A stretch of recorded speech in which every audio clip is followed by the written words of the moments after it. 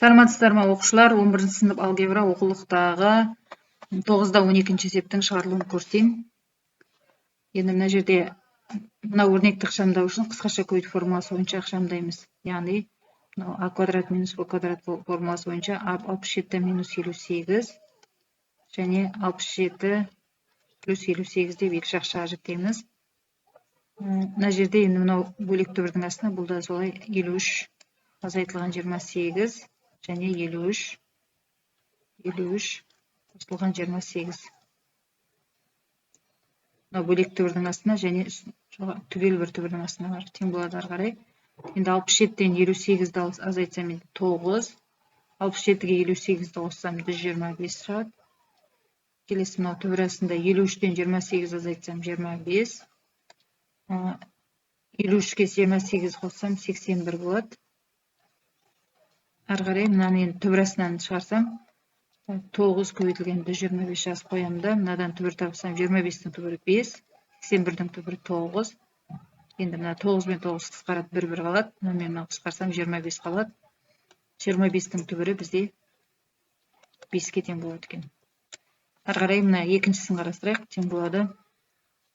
Мында сондай қысқаша көбейту формуласы бойынша мына жерде түбір астында 113 азайтылған 112 және 113 қосылған 112 бір жақшаға жіктеймін. Екі жақшаға жіктеймін. Мынада сондай 19 азайтылған 11, 19 қосылған 11.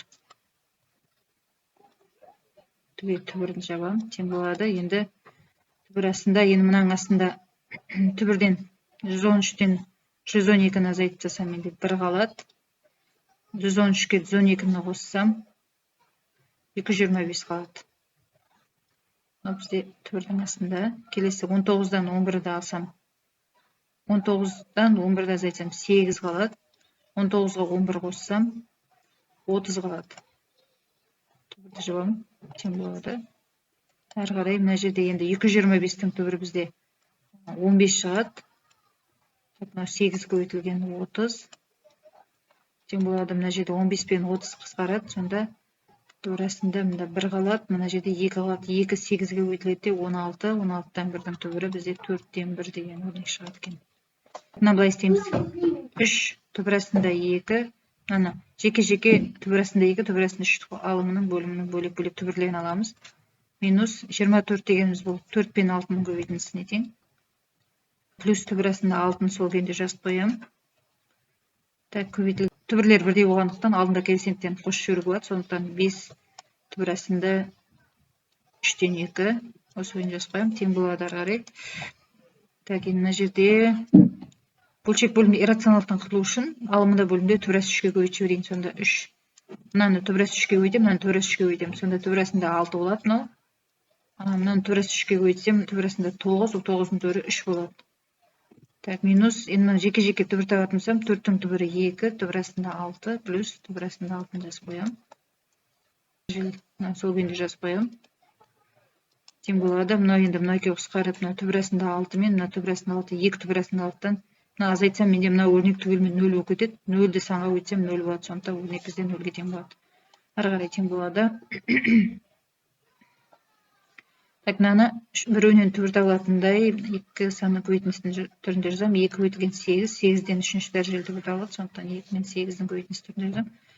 2 3-ші дәрежелі түбір арасында 2-ні сол күйінде жазып қоямын. Плюс 4 көбейтілген 3-ші дәрежелі түбір арасында 54 дегеніміз бұл 27 мен 2-ні көбейтіндісі түрінде жазамын. Жақшаны жабайық. 5 3-ші дәрежелі түбір арасында 4, 3 көбейтілген 3-ші дәрежелі түбір арасында 2-ден 1 сол күйінде жаза тұрайын. Ары қарай тең болады. Мына жерде 8-дің түбірі 3-ші дәрежелі түбірі 2 болады. Сондықтан мына өрнек 2 3-ші дәрежелі түбір арасында 2 болады. Минус 2 3-ші дәрежелі түбір арасында 2 сол күйінде жазып қоямын. Плюс 27-ның 3-ші дәрежелі түбірі 3 ол мына 4-ке көбейтіледі, 12 3-ші дәрежелі түбір арасында 2 болады. Бізде мынамен жойылып кетеді.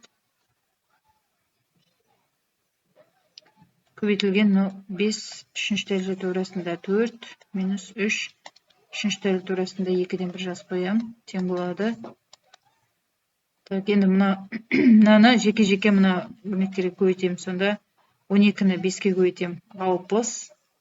Үшінші дәрежелі теориясында мына 2 мен 4 көбейтіледі де 8 болады. Минус келесі мынаны көбейтем. 12-ні 3-ке көбейтсем, менде 36. Үшінші дәрежелі теориясында 2-ні 2-ден 1-ге көбейтем. Тең болады. 60 көбейтілген 8-дің үшінші дәрежелі түбірі ол 2-ге тең. Минус 36. Мінекей қысқарып кетеді. 1-дің түбірі ол 1 болады. Сондықтан 60-ды 2-ге өтсем 120. 120-дан 36-ны азайтсам, 84 деген өрнек шығады екен.